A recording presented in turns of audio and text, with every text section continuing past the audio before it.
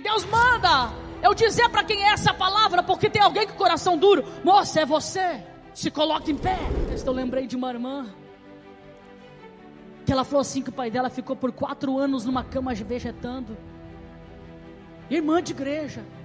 Pastor Américo, ela não foi visitar o pai dela. Sabe por quê? Porque o pai dela abusou dela quando ela era criança. Então ela tinha um ódio tão grande do pai dela, que ela não podia nem ver o pai dela. Ela só ia visitar a mãe quando o pai dela estava trabalhando. Tinha um ódio.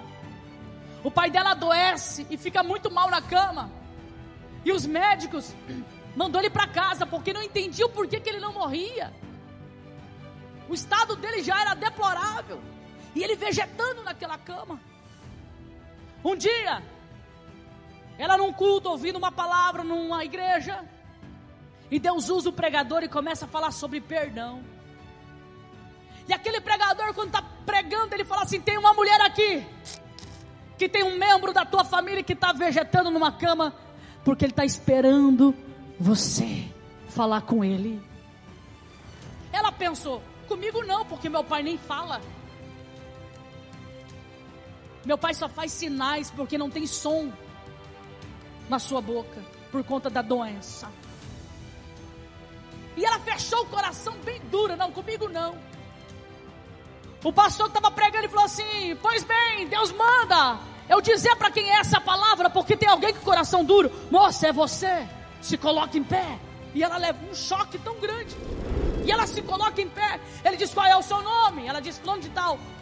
O teu pai está em estado vegetativo ou não? Se for mentira, pode me denunciar aqui. Ela desaba. Ele falou assim: mulher, vai lá, se reconcilia com o seu pai. Ela sai do culto desesperada. Chega lá na casa da mãe dela em prantos, pastor Tiago.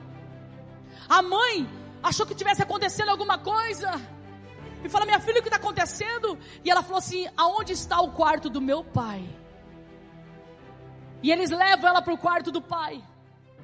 Quando ela chega, o pai dela estava com o olho fechado, como se estivesse dormindo. E ela diz: pastor, eu peguei na mão do meu pai e eu chorava tanto, tanto, tanto, tanto. E eu fui no ouvido dele e disse assim: pai, em primeiro lugar eu quero te pedir perdão por todas as vezes que eu desejei a tua morte, pelas vezes que eu planejei te matar, mas não tive coragem. O que o Senhor fez comigo machucou a minha vida e destruiu a minha infância. Mas eu acabei de sair de um culto e eu entendi que Jesus, Ele te ama. Porque Ele falou para mim vir aqui te liberar perdão. Os olhos do pai abrem, pastor Américo. E ele começa a falar. Quando ele começa a falar, a mãe dela começa a falar em mistério. Sabe por quê?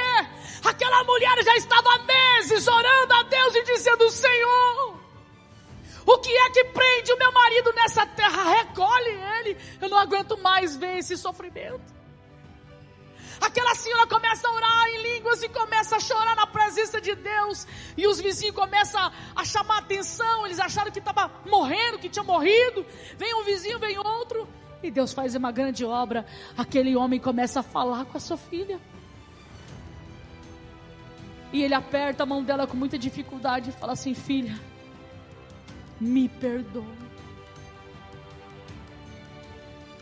Eu não consegui ser o pai que eu tinha que ser para você, mas eu te peço perdão. E eu só estava esperando você para eu descansar. Quando ele começa a falar, irmãos, a mãe dela, em línguas ela fala assim: desceu um anjo aqui. E a filha dela recebe a interpretação. E ela disse: pai, a mamãe disse que o anjo desceu aqui. Ele veio te buscar. E ele disse: agora eu posso morrer em paz. Irmão, desceu uma unção tão grande. Ela disse: pastora, desceu algo tão gostoso que eu nunca mais senti na minha vida. E o meu papai foi para a eternidade. Deus te trouxe aqui para dizer para você: abre esse coração, meu irmão. O passado foi de dor. E quem sabe te moldou esse homem grosseiro que você é. O passado foi de dor e quem sabe te moldou esse homem infiel, avarento, rígido. Quem sabe o seu passado foi de dor e te moldou essa mulher agressiva, áspera, autoritária, porque isso é uma defesa sua. Só que esse peso você não pode carregar, porque vai somatizar lá no seu futuro em uma prisão de doenças e enfermidades. Deus te trouxe aqui nessa noite para dizer: ei, coloca esse choro para fora. Esse choro de dor, esse choro de abandono, porque daqui a pouco você vai chorar sim, mas vai chorar lágrimas de reconciliação, lágrimas de avivamento na tua casa, no teu casamento e na tua família.